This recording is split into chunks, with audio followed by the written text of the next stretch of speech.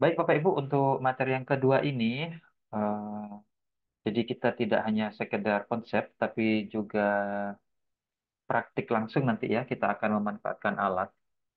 Untuk temanya yaitu membuka rahasia potensi talenta siswa dengan kecerdasan majemuk dan juga bedah sebuah aplikasi, namanya aplikasi kecerdasan majemuk Bapak Ibu. Baik, sebelum kita mulai ya pembahasannya, jadi kita kilas balik dulu Bapak Ibu. Dunia pendidikan di masa lalu saat kurikulum 2013 kemarin Bapak Ibu. Ini ada sesuatu yang menarik yang perlu kita kaji sekarang Bapak Ibu. Nah, ini eh, tahun-tahun kemarin, jadi masih 2018, 2019 sebelum jadi kurmer, itu ujian nasional itu dituntut Bapak Ibu, digugat ya, disuruh apa namanya? eh, suruh dihapus ya. Dan gugatan ini eh, lantang ya Bapak Ibu dari ujung timur sampai ujung barat Indonesia ya. Semuanya menggugatnya. Jadi, berita yang lain ada UN diminta jangan jadi syarat kelulusan ya. Karena dulu sempat ada anak tidak lulus gara-gara UN ya. Ada juga sampai dibuat kolaborasi UN-nya berapa persen, kemudian ujian sekolah berapa persen. Dan tetap saja banyak ada beberapa yang nggak lulus ya. Saya dulu juga pernah ngalami waktu saya SMA dulu, ada teman-teman saya yang memang biasanya bagus ya, eh, setiap harinya raportnya bagus, tapi saat UN nilainya kecil, dia tidak lulus seperti itu ya. Sehingga dituntut oleh para aktivis, termasuk guru, bahwa ujian nasional bukan penentu masa depan siswa kita ya. Itu makanya dituntut. Nah, akhirnya ujian nasional dihapus ya oleh Pak Menteri Nadiem Makarim. Ya, ini ta- tanggal 16 ya, 16 Desember 2019. Hampir pandemi, ini posisi pandemi ya. UN dihapus setelah itu. Nah, pertanyaannya Bapak Ibu, mengapa kurikulum Merdeka menghapus ujian nasional sebagai syarat kelulusan siswa? Ini Bapak Ibu sedikit berpikir ya, diajak berpikir ya. Kenapa kok sampai dihapus? Padahal sejak zaman kita dan sejak pendahulu kita, tahun 45, 1945 sampai masa kita sekolah dulu, ujian nasional itu selalu ada ya. Kalau dulu namanya Eptanas ya, itu masih ada. Dan sekarang-sekarang ini dihapus ya. Mengapa dihapus? Nah, salah satunya ini ternyata karena adanya pertimbangan eh, tentang kecerdasan majemuk setiap manusia berbeda-beda. Ini Bapak Ibu. Jadi salah satunya bahwa manusia itu memiliki kecerdasan majemuk bukan hanya kecerdasan IQ saja seperti itu. Nah, sedangkan ujian nasional itu adalah kecerdasan IQ ya istilahnya seperti itu. Nah, sebenarnya apa sih konsep kecerdasan majemuk ini Bapak Ibu? Nah, jadi kecerdasan manusia itu tidak hanya terbatas pada satu aspek kecerdasan saja seperti IQ atau kecerdasan verbal atau berbicara saja. Jadi kalau zaman kita dulu, oh kamu siapa? Siapa bintang kelasnya? Siapa juara satunya ya? Itu ternyata bahwa itu adalah penilaian satu kecerdasan saja, yaitu kecerdasan IQ. Kalau zaman dahulu pasti kita kalau membanding-bandingkan teman kita yang tidak pinter, IQ kamu IQ jongkok ya seperti itu. Padahal setelah kita tahu konsep kecerdasan majemuk bahwa kecerdasan itu bukan hanya IQ saja ya. Kenapa seperti itu Bapak Ibu? Banyak ya, banyak kasus yang kita saksikan. Siswa yang biasa juara satu setelah mereka mereka bekerja tidak jadi siapa-siapa, hanya jadi karyawan Bapak Ibu. Sedangkan dulu ada siswa yang tukang ngomong, tukang tukang drabos ya, tukang nyerocos ya, tapi ternyata jadi DPR seperti itu Bapak Ibu. Itu banyak banyak kejadiannya. Ternyata eh, anak yang nakal ya jadi bosnya karyawannya adalah anak yang juara satu. Kenapa? Karena anak tersebut memiliki kecerdasan lain, yaitu kecerdasan yang bisa membuat dia sukses dalam hidupnya. Nah, ini menurut Gartner ya seperti itu. Jadi eh, kecerdasan majemuk ini kalau bahasa Inggrisnya adalah multiple intelligences ya. Biar biar nanti kalau menemukan artikel dalam bahasa Inggris tidak ambigu ya. Jadi yang dimaksud kecerdasan majemuk ini adalah multiple intelligences. Nah, jadi penemunya adalah Howard Gardner. Ya, itu sebenarnya tahun 83 konsep ini dikeluarkan dalam bukunya The Theory of Multiple Intelligences ya. Nah, oke, jadi tadi sudah dijelaskan secara detail oleh Bapak Dr. Jabi. Nah, sekarang kita akan lihat studi kasusnya, Bapak Ibu. Nah, ini Bapak Ibu bisa lihat di depan. Ini mungkin kalau tidak suka nonton YouTube, ya mungkin nggak kenal sama ini ya. Tapi kalau sering lihat TV atau lihat YouTube, Bapak Ibu akan tahu tentang ini Ria Ricis ya. Jadi Ria Ricis ini adiknya artis ya, artis Okky Setiana Dewi. Dan dia sebenarnya bukan siapa-siapa, tapi hanya seorang YouTuber, tapi YouTuber yang terkenal di kalangan anak-anak muda seperti itu. Nah, Bapak Ibu, siapakah Ria Ricis ini? Ria Ricis ini seorang YouTuber dengan ini data lama ya, dengan 32 juta subscriber atau orang yang berlangganan channel YouTube-nya dia. Dan video YouTube-nya itu sudah ribuan, Bapak Ibu. Ada 2.500 ya. Jadi dia bikin konten terus setiap hari, sehari bisa 3 atau 4 kali seperti itu, Bapak Ibu. Dan videonya ini sudah dilihat lebih dari 5 juta ya. Ini data hampir 6 bulan lalu ya, atau 1 tahun lalu.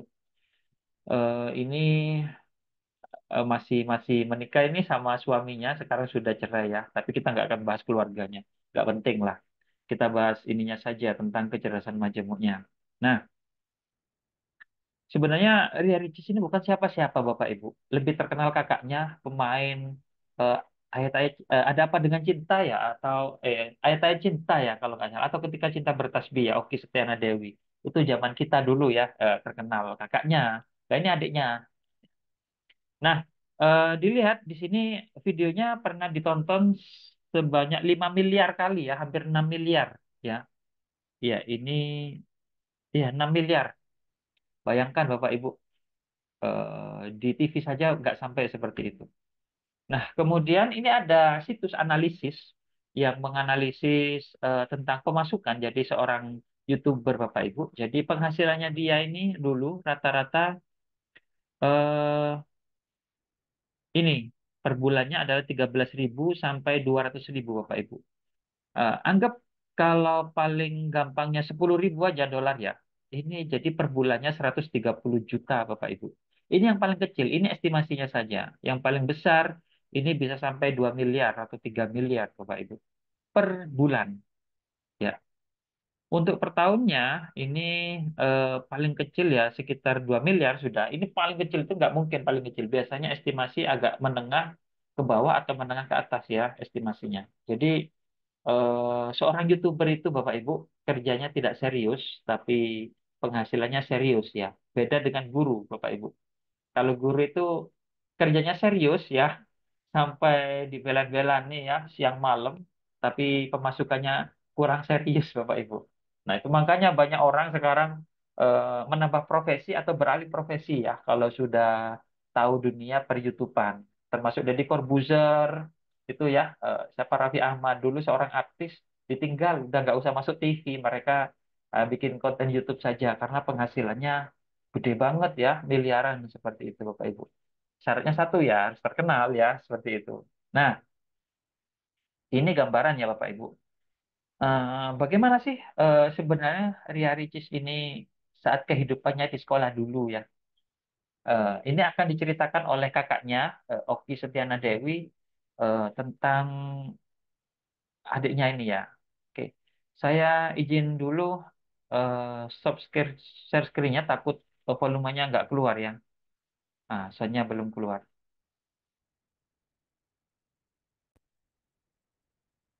Oke, baik. Kita akan lihat dulu eh, cerita tentang Ria Ricis oleh kakaknya, yaitu Okky Setiana Dewi. Saat si Ria Ricis ini masih di bangku sekolah, Bapak Ibu. Baik. Adik saya namanya Ria Ricis. Nama aslinya Ria Yunita. Dia buat nama sendiri Ria Ricis, Ria cantik dan manis. Yang menarik adalah di masa kecil kami, saya dan Cindy, adik saya nomor 2, senantiasa mendapatkan ranking 1 di sekolah. Sehingga kalau sedang bagi rapot, orang tua akan mengatakan anak saya ranking 1 atau ranking berapa wahai guru. Tapi berbeda dengan Ria Ricis. Ria Ricis, kalaulah muridnya di kelas ada 25 orang, dia ranking 23 teman-teman sekalian.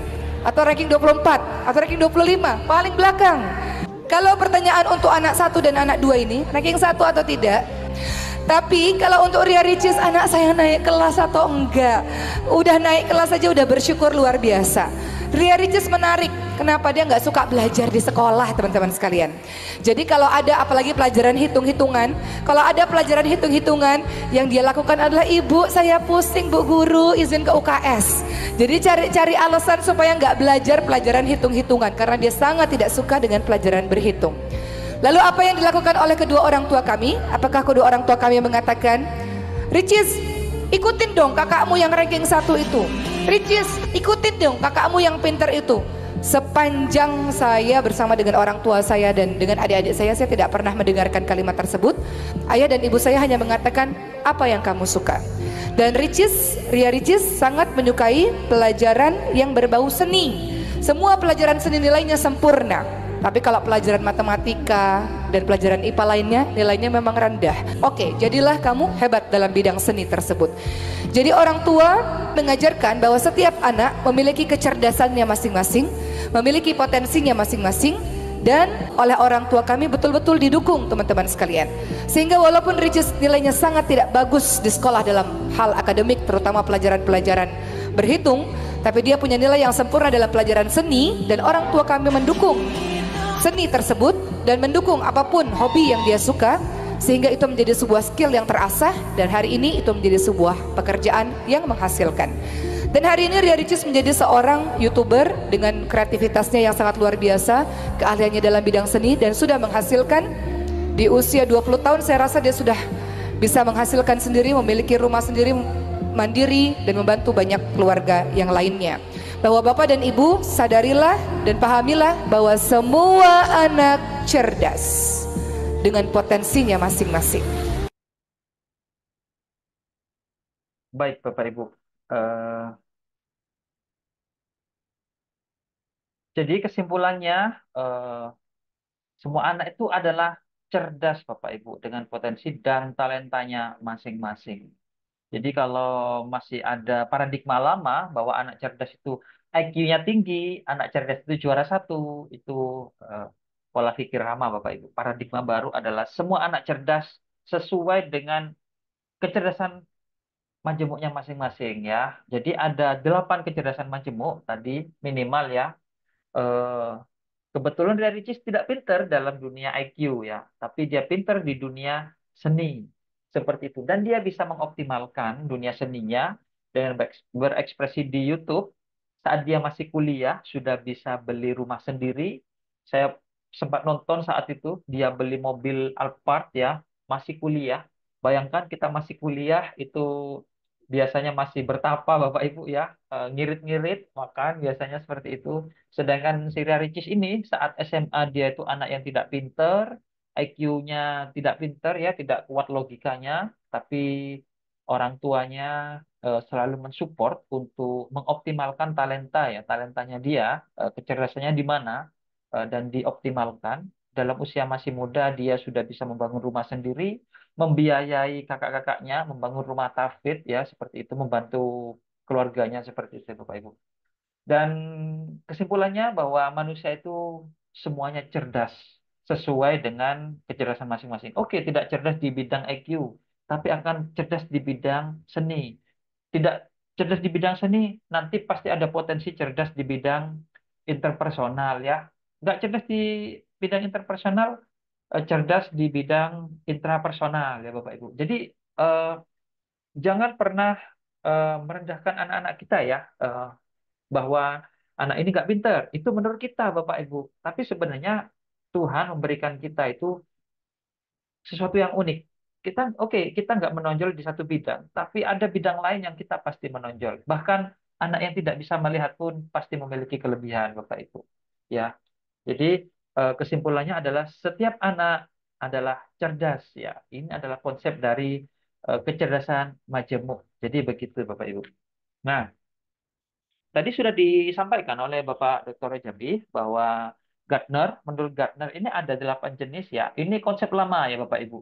Nanti pada perkembangannya ada 16 Bapak Ibu, tapi kita nggak usah bahas yang 16 terlalu rumit ya untuk sebuah webinar ya. Cukup kita belajar basicnya saja ya. Menurut Gartner itu ada 8 ya. Jadi ada kecerdasan berbahasa, ini ya, pintar ngomong ya, berbahasa, menulis juga membaca ya. Eh, Kemudian ada kecerdasan logika, ini yang disebut IQ ya, intelligence ya. Kemudian gambar spasial ya, ini menggambarkan, bukan menggambar dalam kaitannya itu juga termasuk, tapi sebenarnya di sini lebih pada spasial ya. Bisa membayangkan dalam bentuk gambar, bisa membayangkan dalam bentuk 3 dimensi, bisa membayangkan dalam bentuk yang abstrak seperti itu gambar ya. Eh, jadi secara luas ini kecerdasan. Kemudian kinestetik, ya kinestetik ini kecerdasan dalam fisik ya. Biasanya mirip gaya belajar ya seperti itu. Jadi seperti pinter sepak bola, pinter silat ya, pinter drama ini pementasan seperti itu. Dan ini termasuk kinestetik. Kemudian ada kecerdasan musikal ya. Musikal ini bisa mencipta lagu, bisa menyanyi, bisa mendengarkan musik, bahkan musik yang sudah dimatikan pun dia masih bisa membayangkan. Kalau orang yang tidak cerdas di bidang musik, setelah dengar dia tidak bisa mendengarkan musik ya, walaupun tidak ada musiknya seperti itu. Kemudian eh, kecerdasan interpersonal, yaitu kecerdasan hubungan sosial ya, kita dengan orang lain. Ini biasanya nanti jadinya orator ya, eh, seperti itu. Kemudian intrapersonal, kecerdasan terhadap diri sendiri. Kita memahami diri sendiri ya, seperti itu. Filosofi ya, filsuf seperti itu. Jadi dia sering berbicara dengan dirinya sendiri. Dan yang terakhir adalah kecerdasan naturalis atau kecerdasan memahami alam seperti itu, Bapak Ibu. Jadi ini yang perlu kita pahami ya dari konsep ini. Nah, tadi Ria Ricis kebetulan tidak cerdas di beberapa beberapa bidang, tapi dia cerdas ya di bidang musikal ya, seni seperti itu, termasuk gambar ya, visual spasial. Dan dia bisa optimalkan dari pekerjaan yang tidak serius dengan penghasilan yang serius, Bapak Ibu. Saya yakin Bapak Ibu guru di sini memiliki kecerdasan majemuknya lebih dari satu, Bapak Ibu. Selain mengajar, saya yakin pasti Bapak Ibu punya kelebihan lain di antara salah satunya ini. Nah, kalau itu bisa kita optimalkan di dunia era modern ini, kita bisa sambil mengekspresikan kecerdasan atau bakat talenta kita yang lain, insya Allah ada tambahan Bapak Ibu ya, ada tambahan rezeki nikmat seperti itu.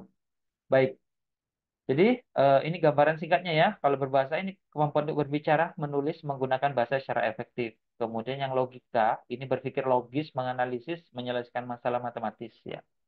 Jadi ini gambaran singkatnya ya Bapak Ibu.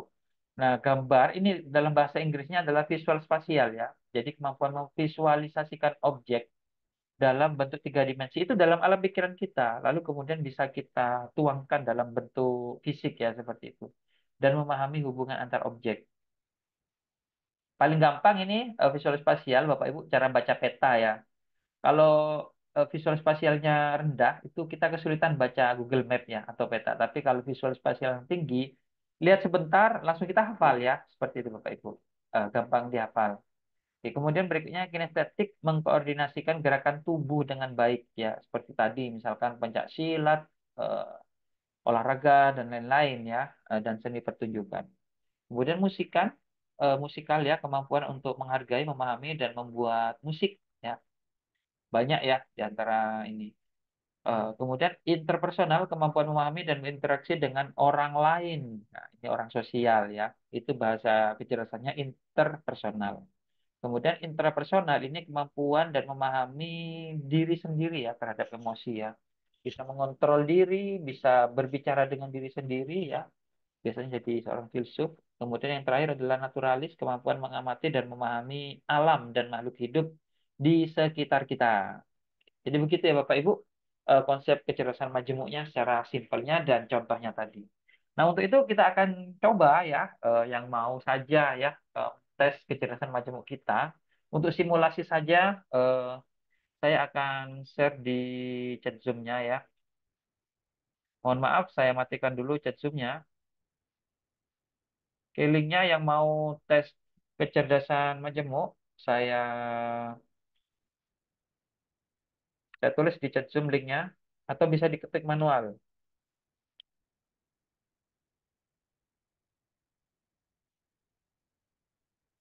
Silakan yang mau ngisi tesnya, kita menggunakan Google Form ya, seperti itu Bapak Ibu.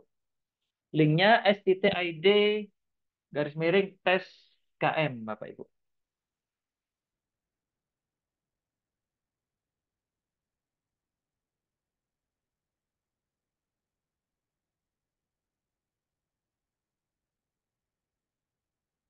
Oke, silahkan Bapak Ibu, yang mau tes waktunya cuma 5 menit ya, 5 menit tesnya tentang kecerdasan majemuk ini.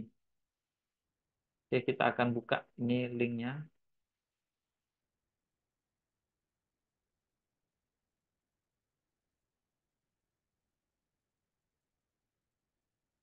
Aja di chat Zoom bagi yang tidak mau ngetik, klik aja dan nanti akan tampil seperti ini ya kurang lebih Bapak Ibu. Nah, ini tesnya ya.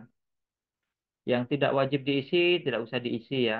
Yang tidak ini cukup diisi nama saja ya, nama saja. Kadang ini saya tulis kali ya.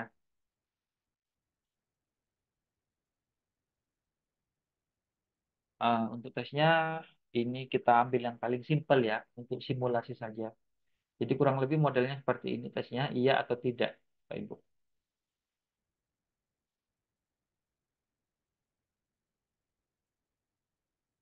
Silahkan waktunya tinggal 3 menit ya. Ini gampang sih, nggak perlu nyontek juga nggak perlu mikir ya. Eh, Cukup disesuaikan saja dengan apa yang ada pada benak kita ya.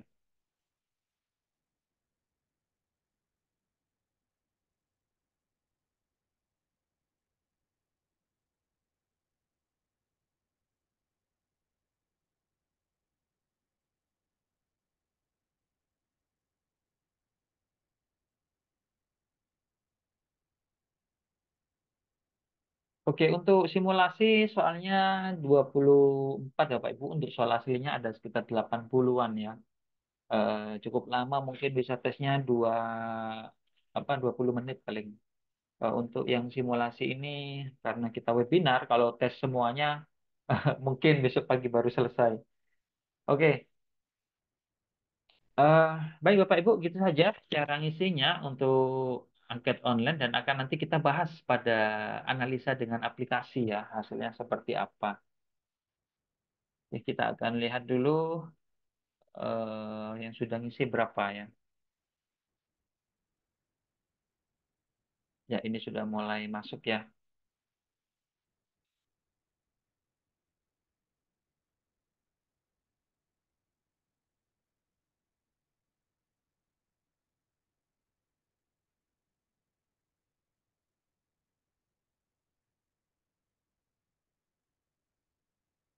Sudah masuk 6 ya, 7. Dan nanti akan kita bahas tentang kecerdasan manusia. Jadi kalau event sebelum-sebelumnya ada gaya belajar ya. Kalau gaya belajar ini adalah proses internalisasi ya. Jadi proses kita menerima ilmu pengetahuan. Jadi dari luar masuk ke dalam itu menggunakan teori gaya belajar. Nah, sedangkan kecerdasan majemuk ini adalah konsepnya bakat minat atau talenta Bapak Ibu ya. Dari potensi yang ada di diri kita, kita keluarkan dalam bentuk karya, yaitu talenta ya. Yang gampangnya disebut adalah talenta ya, seperti itu. Jadi begini konsepnya, berbeda dengan gaya belajar ya. Antara masuk, kalau yang ini kita ekspresikan atau keluarkan dari dalam diri kita, seperti itu. Ini konsep dari kecerdasan majemuk ya. Arahnya ke sana. Oke, sudah masuk 27. Monggo silakan yang lain sambil diisi ya. Oke, kita akan lanjut ke materinya. Monggo. Yang masih ngisi tetap ngisi aja sambil dengarkan saya berbicara aja ya, santai aja. Nah, Bapak Ibu,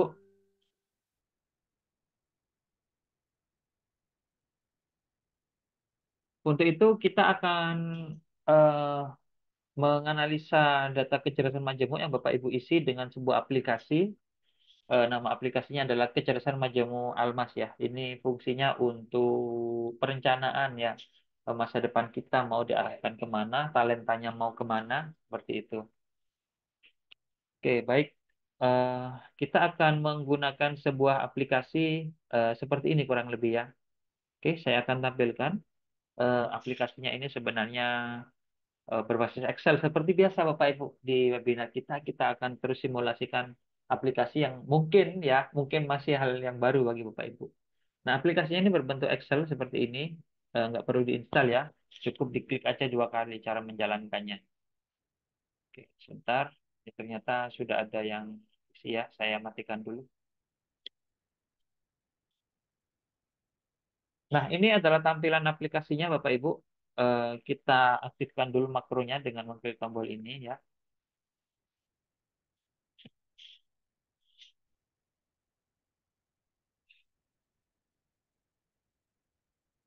Nah, inilah aplikasinya Bapak Ibu. Dan perlu saya simulasikan dulu ya aplikasinya. Untuk yang lagi ngisi angket silakan tetap diisi ya Bapak Ibu, karena nanti akan kita tampilkan hasil rekapannya ya. Oke, saya akan bercerita tentang aplikasinya ini. Jadi aplikasinya ini yang pertama berbasis Excel ringan, portable, nggak perlu instalasi ya. Yang penting pakai Windows. Dan aplikasi ini tidak bisa digunakan untuk laptop mahal, Bapak Ibu. Laptopnya Juragan nggak bisa, Mac ya, Apple nggak bisa. Hanya bisa di Windows ya. Nah, seperti itu. Karena ini ada VBA-nya. Oke, jadi ini adalah halaman menu utama pada aplikasi dan akses menu utama ini bisa kita akses dengan tombol ini, Bapak Ibu. Dan tombol-tombol yang ada di halaman menu utama ini sama fungsinya dengan tombol-tombol yang ada di atas ini. Oke.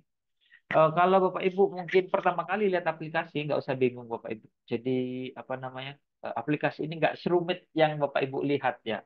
Ini semuanya simpel. Bapak Ibu cukup melakukan 3 langkah saja. Yang pertama itu siapkan angket yang sudah ada template-nya di aplikasi ini, baik itu offline maupun online, terserah. Kemudian langkah yang kedua adalah bagikan ke siswa lalu diisi oleh siswa. Dan langkah yang ketiga itu kita input datanya ya. Itu bisa otomatis atau bisa manual. Itu saja. Nanti setelah selesai itu otomatis semuanya akan dianalisis oleh aplikasi ya. Bagaimana proses perencanaan talenta siswa kita seperti itu. Oke, baik. Saya lanjut. Berikutnya adalah angket, Bapak Ibu. Nah, ini ada halaman angket seperti ini. Kalau yang tadi Bapak Ibu online, angketnya itu hanya 24. Untuk angket yang asli ini ada 80, Bapak Ibu ya.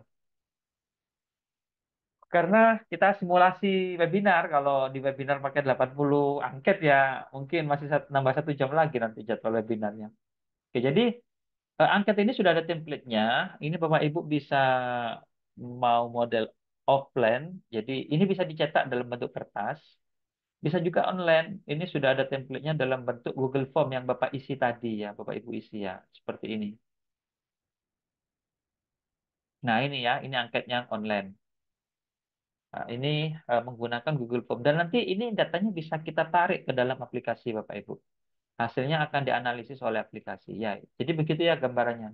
Jika sekolah Bapak Ibu sudah ada akses internet, siswa boleh bawa HP, siswa boleh bawa laptop, silahkan menggunakan angket online.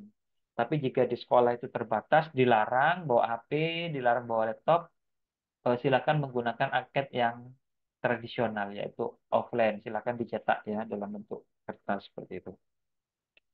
Oke, jadi begitu ya, cuma 3 langkah. Nah, jadi ini angket dicetak, lalu yang langkah yang kedua diisi oleh siswa, dan langkah yang ketiga adalah input data dari jawaban siswa. Oke, saya akan simulasikan. Nah, ini adalah halaman input datanya, Bapak Ibu. Untuk input data ini ada 2 bagian. Yang sebelah kiri adalah identitas siswa. Yang sebelah kanan ini adalah jawaban angketnya. Oke, kita mulai dari identitas. Bagaimana cara ngisi data identitas itu banyak caranya Bapak Ibu bermacam-macam ya. Yang pertama cara adat, cara tradisional, cara turun-temurun, cara warisan dari masa lalu. Ya apa itu? Ya kita ketik langsung. Nah seperti misalkan Ali, Budi. Nah, ini cara-cara dulu ya. Oke, cara yang kedua kita bisa ngambil data dari Dapodik Bapak Ibu. Seperti ini ada tombolnya. Nanti silakan di anu saja apa minta ke operator data dapodiknya itu di short. Tapi untuk ukuran kolomnya jangan diubah-ubah Bapak Ibu ya. Biarkan data dapodiknya apa adanya, cukup diurutkan saja ya per kelasnya biar gampang. Jadi ini kita bisa impor data dari Dapodik ke dalam aplikasi kita. Nah, ini sudah masuk. Ini lumayan bisa memangkas waktu kita ya kalau mau ketik manual ya.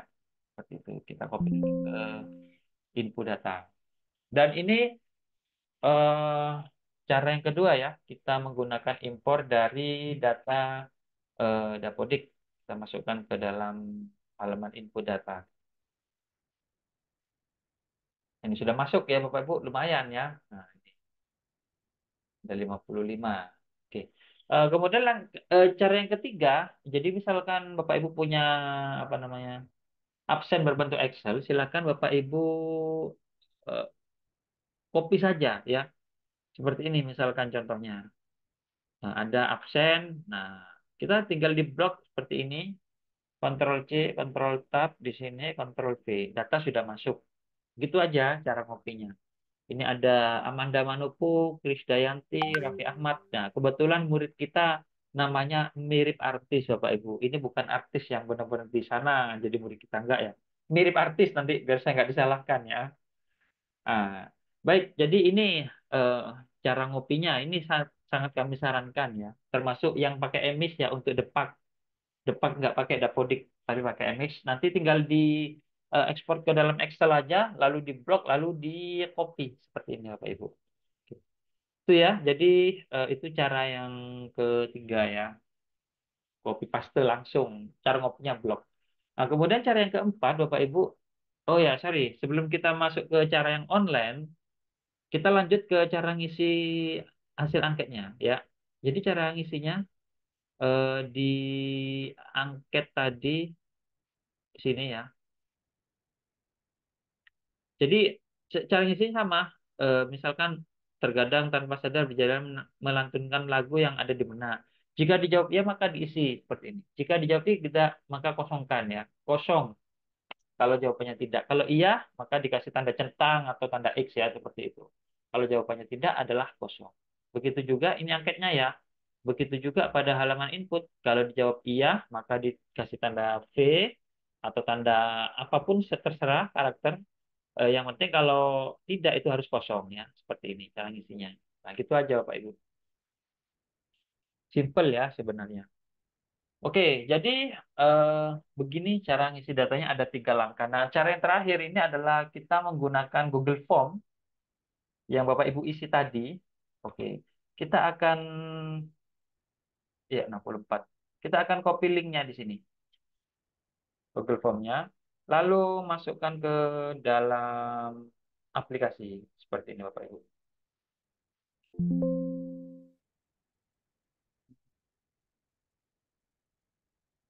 Oke.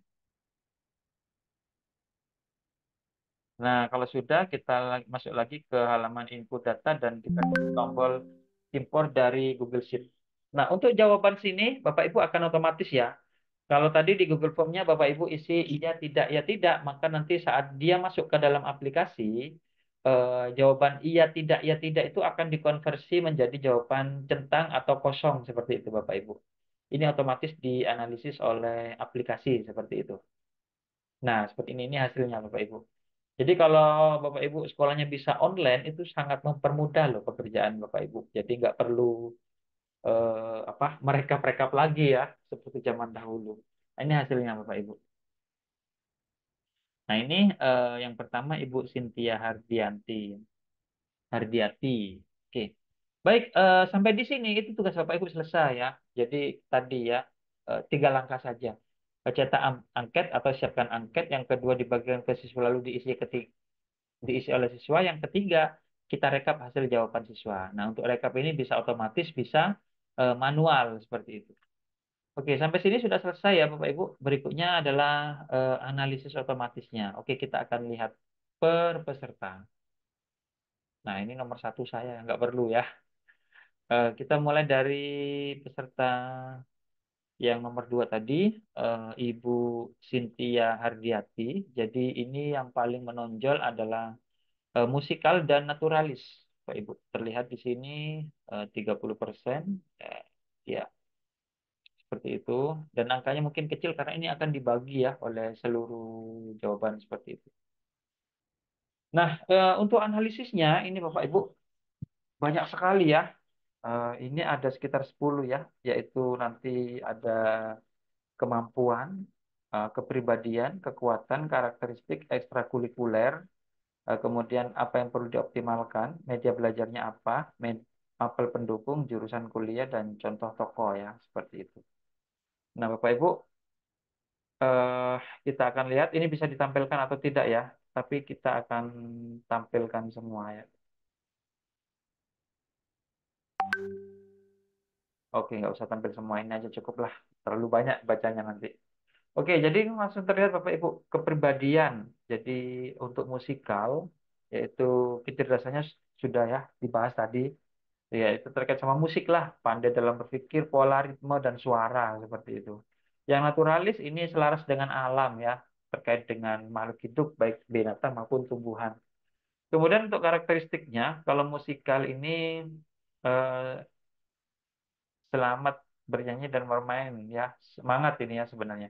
Kenali pola dan nada dengan mudah. Jadi kalau baca nada-nada musik gampang ya. Ini karakteristik. Untuk yang naturalis tertarik pada mata pelajaran seperti botani dan lain-lain. Nah, Bapak Ibu, di antara 8 kecerdasan majemuk ini, nggak semuanya itu diakomodir ya oleh eh, pembelajaran akademik, Bapak Ibu. Oke lah, mungkin musik masuk ke seni musik ya, kesenian. Untuk IQ ya pasti hampir masuk ke seluruh mata pelajaran ya. Untuk eh, yang lain-lain berbahasa, oke masuk ke bahasa Indonesia, bahasa asing ya seperti itu. Tapi ada beberapa yang nggak masuk Bapak Ibu ya, kayak intrapersonal, interpersonal ya, naturalis itu nggak masuk. Terus bagaimana solusinya kalau siswa kita eh, nggak ada ya di sekolah untuk beberapa kategori kecerdasan yang itu. Jadi biasanya kita menggunakan ekstrakurikuler Bapak Ibu seperti itu. Jadi untuk interpersonal itu Bapak Ibu bisa ada ekstrakurikuler debat, ekstrakurikuler diskusi bersama ya, ekstrakurikuler berpidato dan lain-lain seperti itu. Jadi yang tidak ada bisa diadakan dengan apa namanya ekstrakurikuler ya Bapak Ibu. Nah, jadi di sini disarankan ya untuk musik ekstrakurikulernya apa saja yang contoh yang harus ada di sekolah. Jadi minimal harus ada satu Bapak Ibu untuk mewadahi kecerdasan majemuk siswa kita. Jadi ini musikal, jadi perlu kelompok band atau orkestra sekolah, musik atau vokal, klub penyanyi, akapela atau paduan suara dan lain-lain ya. Untuk yang naturalisnya klub lingkungan atau ekologi, klub pertanian atau kebun sekolah, eksplorasi alam atau petualangan di luar ruangan, Bapak Ibu. Jadi ini contoh yang untuk siswa ya. Untuk media belajarnya yang musikal ya pasti musik, lagu, instrumen dan lain-lain. Naturalisnya kunjungan ke taman botani, kebun binatang, museum dan lain-lainnya. Nah, kemudian di sini juga ada contoh tokohnya, Ludwig van Beethoven. Nah, ini dia pakar dari musik ya. Beliau ini tidak bisa melihat tapi bisa menciptakan musik yang sampai sekarang masih dipelajari di seluruh dunia musik ya. Beethoven ya, seperti itu. Ini kecerdasan dia, padahal dia nggak bisa melihat terakhir ya di akhir hidupnya. Tapi di saat dia tidak bisa melihat, ternyata kecerdasan musiknya tampil keluar dan membuat masterpiece musik ya. Sampai sekarang bayangkan tahun 70-an usianya hampir 50 tahun musiknya itu masih dipelajari di sekolah-sekolah musik sampai sekarang, Bapak Ibu. Ya. Kemudian saran untuk mengembangkan talenta. Jadi begitu ya Bapak Ibu. Kita lihat satu lagi, Ibu Misria ya, ya intrapersonal. Jadi ini terlihat ya,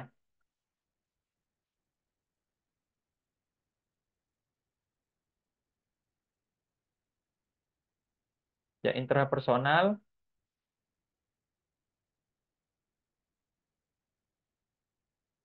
Ya, kecerdasan ini pandai menyadari keadaan, emosi, perasaan, motivasi diri sendiri ya. Jadi memang rata-rata guru BK itu ya intrapersonal ya, minimal itu intrapersonal ya kalau guru BK. Kenapa? Karena kita nggak akan bisa memahami orang lain kalau kita belum memahami diri kita sendiri ya. Ya, ini sudah terlihat untuk contoh ekstrakurikulernya, klub jurnal atau refleksi diri, yoga, meditasi, kelompok pemberdayaan diri atau pengembangan kepribadian dan lain-lain ya. Jadi untuk media belajarnya jurnalisme, meditasi, refleksi diri, konseling, dan aktivitas berpikir kritis. Jadi ini ada contoh-contohnya Bapak Ibu. Eh, Nanti bisa dipelajari sendiri, nggak perlu kita bacakan ya, ini sudah terlalu malam. Nah, kemudian kalau ini mau dikasih foto, Bapak Ibu bisa ya, eh, cukup dimasukkan aja foto siswa kita seperti ini, dikasih nomor induk, nanti akan akan ini akan dipanggil otomatis ya oleh aplikasi. Jadi seperti ini. Misalkan ini tadi 1001, yang ini 1003. Ini kita ubah ya, simulasikan. Kalau nomor induknya sudah benar sesuai dengan foto, maka keluar foto seperti ini. Oke. Siswa nomor 3, ini siswa nomor 2. Fotonya akan dipanggil otomatis. Kalau sudah bisa dicetak PDF Bapak Ibu di sini eh, untuk laporannya. Jadi siswa nomor 2 sampai nomor 4 misalkan. Mau dicetak semua juga bisa ya. Ini tombolnya PDF-nya ada di sini. Oke, kita lihat hasilnya di sini yang dibuat dalam bentuk PDF. Dan ini bisa kita share ke siswa ya. Ini datanya publik, tidak perlu dirahasiakan karena ini bukan data sosial Bapak Ibu. Nah, ini mirip dengan tes EQ, tapi bukan tes EQ, Bapak Ibu. Ini adalah kecerdasan majemuk seperti ini. Jadi gambarannya seperti ini ya. Kurang lebih kalau dicetak ya seperti inilah hasilnya. Jadi seperti ini, Bapak Ibu. Oke,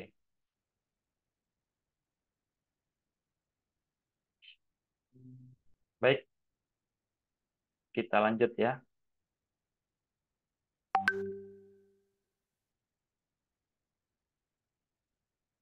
Oke, ini analisa per siswa ya. Kemudian akan kita lihat analisanya per semua ya, seperti ini. Oke, kita akan share hasil ini. Karena kita nggak mungkin untuk baca semua, saya akan cetak dalam bentuk PDF di sini. Bapak Ibu yang penasaran sama hasilnya, tapi ini keakurasinya kurang tinggi ya, karena soalnya sedikit. Yang akurasi tinggi itu kalau Bapak Ibu menggunakan angket yang ini ya, yang forceful, yang 80 pertanyaan. Nah, ini yang output semua akan kami upload di internet. Nanti Bapak Ibu bisa download hasilnya seperti apa ya.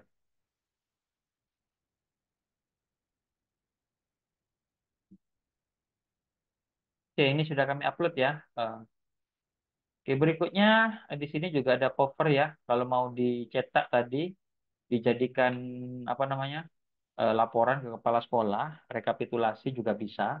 Kalau nggak usah, tinggal dibuat PDF saja kayak tadi Bapak Ibu, di PDF untuk eh, data kepentingan sekolah. Jadi suatu ketika jika kita melihat siswa kita merasa minder, eh, nilai akademiknya rendah atau kecil, kita sampaikan ya paradigma bahwa kecerdasan itu bukan hanya IQ saja. Banyak contoh di luar itu yang eh, tidak cerdas saat sekolah, termasuk Albert Einstein, Bapak Ibu, itu kelas 5 SD nggak lulus ya.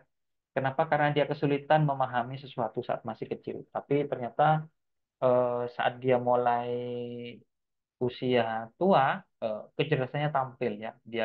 Dialah yang bisa menciptakan bom atom atau bom nuklir seperti itu. Nah, ini ya, kurang lebih seperti ini. Kalau untuk konsep-konsep silakan nanti dibaca-baca sendiri ya Bapak Ibu. Ada di sini saran-saran. Ini ada grafiknya ya. Secara umum dalam satu kelompok kelas ini eh, dominan yang mana? Ya, seperti itu. Terlihat rata-rata intrapersonal. Kenapa? Karena banyak guru BK Bapak Ibu. Tapi kalau diteskan di sekolah jurusan otomotif atau sekolah jurusan bahasa berbeda lagi nanti ya. Jadi ini terlihat posisinya eh, berapa orang ya yang ikut tes ini. Nah, seperti itu. Oke, jadi begitu ya Bapak Ibu. Ini simulasi dari aplikasinya ya, hasilnya seperti ini. Nah, kita lanjut. Oh ya, satu orang itu bisa memiliki lebih dari satu kecerdasan majemuk Bapak Ibu. Jadi bukan hanya satu saja ya.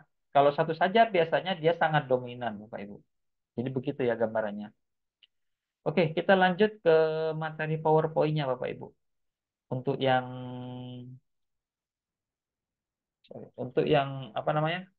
Mau lihat hasil tesnya, silahkan kami share di chat Zoom ya, hasil tes.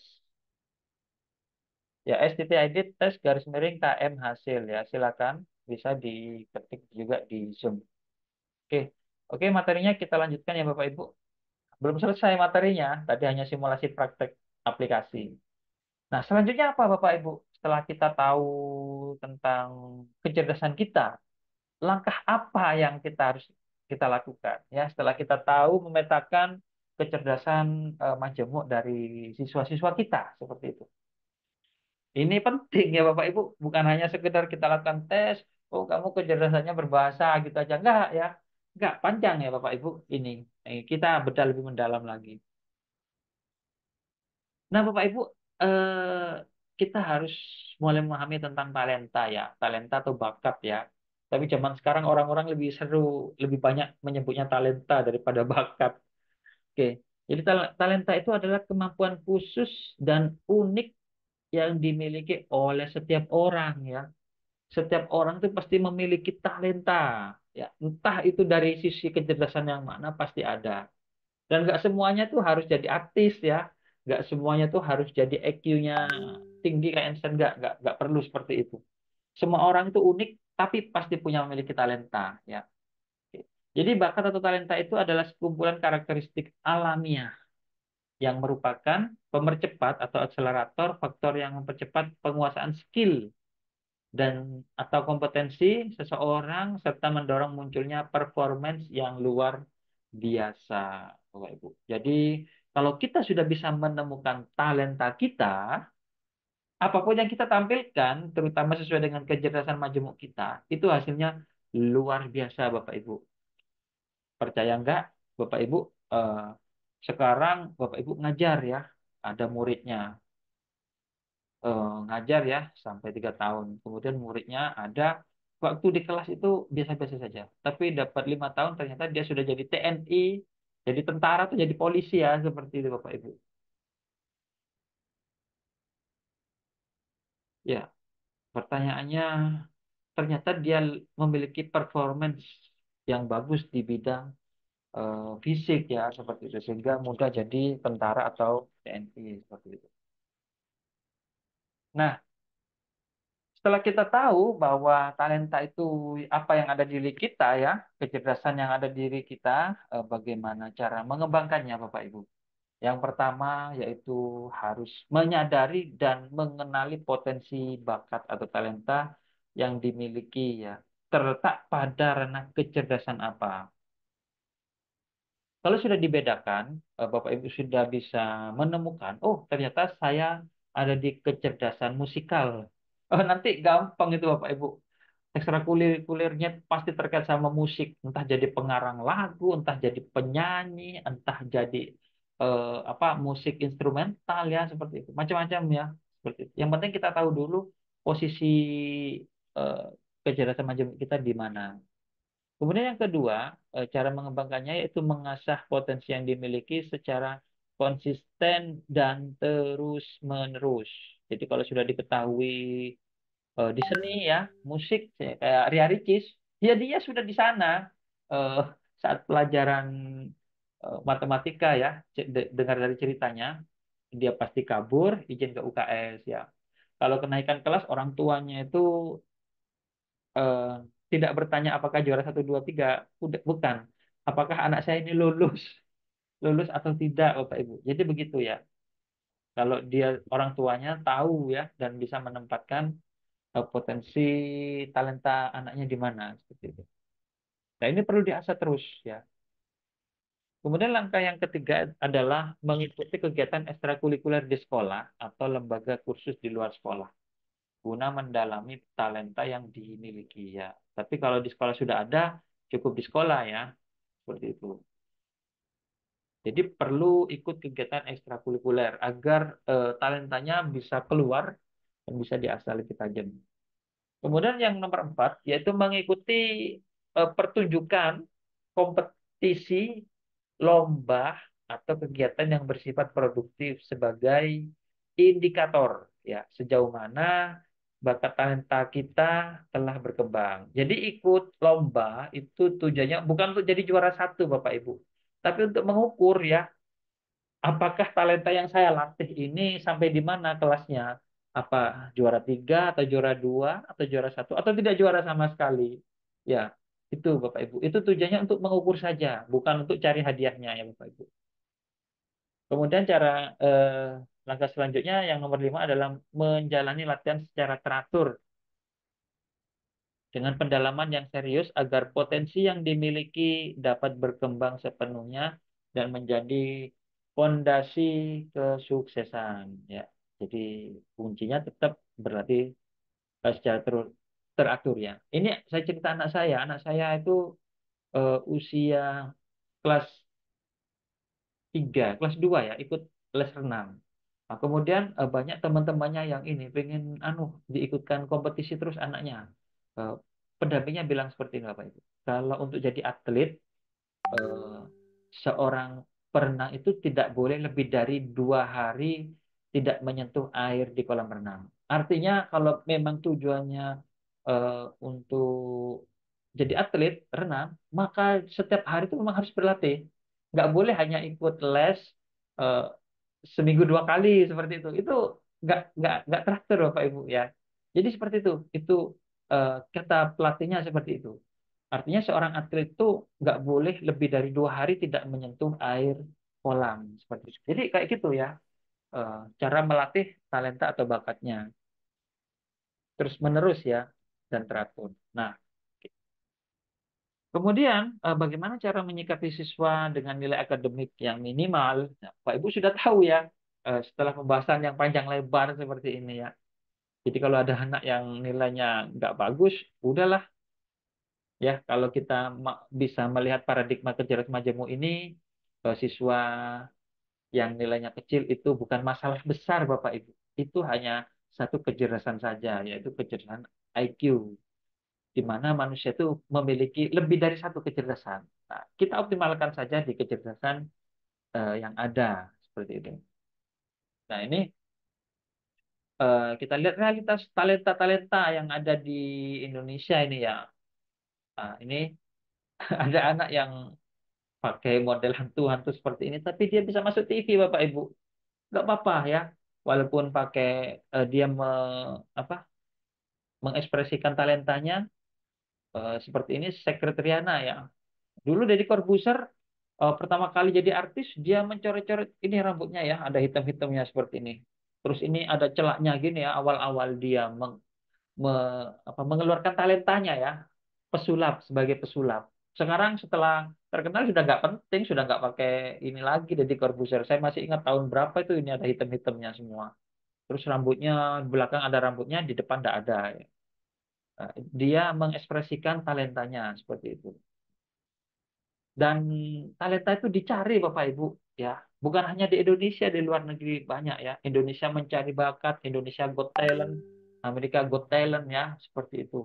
Dan nggak harus sesuai dengan standar kurikulum kita belajar Bapak Ibu. Ini bukan berarti kita nggak perlu belajar, tetap belajar. Tapi tetap kita harus paham juga tentang paradigma kecerdasan majemuk seperti itu. Ini juga yang dulu sempat viral ya, setahun 2 tahun lalu. Seorang siswa yang punya kekurangan pada penglihatan, tapi dia bisa jebol sampai ke Amerika, Bapak Ibu. Ya, walaupun begitu, ternyata dia memiliki kecerdasan talenta yang lain ya, seperti itu. Bayangkan kalau kesulitan melihat bagaimana cara membacanya, itu lebih lambat karena harus menggunakan braille seperti itu. Jadi begitu Bapak Ibu. Jadi setiap anak itu cerdas ya. Cerdas itu bukan pintar di IQ, bukan hanya itu. Ya, cerdas dalam musik, cerdas dalam intrapersonal, cerdas dalam interpersonal, cerdas dalam kinestetik ya. Cukup salah satu saja sudah cukup. Nggak harus cerdas semuanya ya. Di Indonesia ini semua dituntut harus pintar keseluruhan mata pelajaran. Nggak perlu Bapak Ibu. Cukup fokuskan saja mana kecerdasannya ya. Dan nggak perlu kita berbangga-bangga dengan nilai raport yang tinggi misalkan. Nggak perlu ya. Eh, yang perlu adalah kita bisa mengoptimalkan eh, kecerdasan apa yang ada di dalam diri kita, sehingga kita bisa mengekspresikan dalam bentuk talenta atau bakat seperti itu. Jadi itu kesimpulannya Bapak Ibu ya. Ya, oke. Baik, pertanyaan terakhir, sudah siapkah sekolah kita menjadi sekolah multitalenta ya dalam membantu siswa menemukan talenta terbaiknya? Dan kapan mau dijalankan di sekolah kita, Bapak Ibu? Dalam bahasa PMM-nya, apakah ada aksi nyata setelah ikut webinar seperti ini, Bapak Ibu ya? Pastikan ada aksi nyatanya. Nanti diupload di PMM, Bapak Ibu. Untuk yang PNS terutama ya, Bapak Ibu. Baik, demikian ya Bapak Ibu, pemaparan kami yang sedikit ini semoga bermanfaat. Jadi kita buka dulu sesi pertanyaan dua saja ya. Ini waktunya sudah melewati jam 9. Nanti gini, nggak usah rebutan ya. Kita buka dua pertanyaan, terus kita tutup, kita absen-absen, lalu kita lanjut lagi yang mau tetap bertanya, berdiskusi, monggo ya. Seperti biasanya kita temani sampai tengah malam ya. Biasanya 1 jam cukup lah, tambahan waktu tambahan. Baik, monggo silakan yang mau diskusi bertanya, silakan langsung dibuka mic-nya.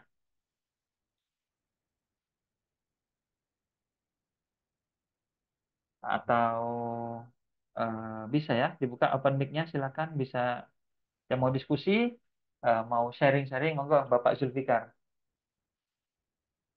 Ya, Assalamualaikum. Waalaikumsalam warahmatullahi wabarakatuh.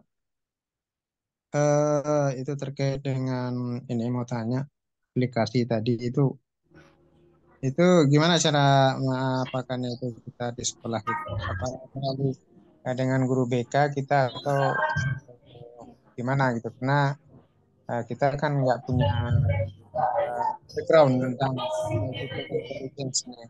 Cara mengaplikasikannya gimana itu? Oke, baik. Eh, bisa diinfokan Bapak ini dari guru BK atau kepala sekolah atau bagaimana Bapak? Bapak Saya Zulfikar. kepala, saya kebetulan kepala sekolah. Oke. Jadi eh, kalau yang terkait sama tes non akademik seperti ini, guru BK itu sudah pakarnya Bapak. Itu setelah guru BK-nya tahu seperti ini, mereka sudah tahu harus bergerak seperti apa. Jadi tes-tes seperti ini non akademik itu biasanya dilakukan di awal-awal tahun pelajaran, Bapak Ibu, dan nanti ini perlu paradigma dan penyadaran kepada siswa kita ya, terutama juga kepada seluruh eh, seluruh pemangku kepentingan ya, seperti itu, bahwa paradigma dari awal tadi kami cerita kenapa kurikulum apa ujian nasional itu dihapus ya, salah satunya itu karena adanya kecerdasan majemuk ini. Nah, untuk itu ini bisa dibagikan nanti kepada siswa hasilnya dan disampaikan bahwa kecerdasan itu bukan hanya IQ saja dan mereka bisa lebih fokus kepada potensi talentanya seperti itu atau bakatnya. Kemudian dari pihak sekolah itu perlu menyediakan ini ekstrakurikuler yang bisa menampung kecerdasan majemuk yang tidak ada pada mata pelajaran akademik ya Bapak Ibu. Seperti misalkan kecerdasan interpersonal ya, kecerdasan interpersonal. Jadi siswa itu nanti dibikinkan ekstrakurikuler apa namanya? Kayak pidato ya, debat seperti itu nggak ada di mata pelajaran. Bagaimana pelaksanaannya di guru BK? Ini perlu memang dibuatkan RPL-nya, dirancang dan kemudian ini bisa dilaksanakan dalam waktu-waktu yang mungkin kosong, tidak mengganggu aktivitas kegiatan belajar mengajar. Oke, demikian Bapak. Monggo. Kalau misalkan masih ada pertanyaan yang tidak tepat dari jawaban kami, Bapak bisa tanya, oh bukan yang ini yang kami maksud. Monggo silakan, tidak ada masalah. Kita diskusi santai-santai saja.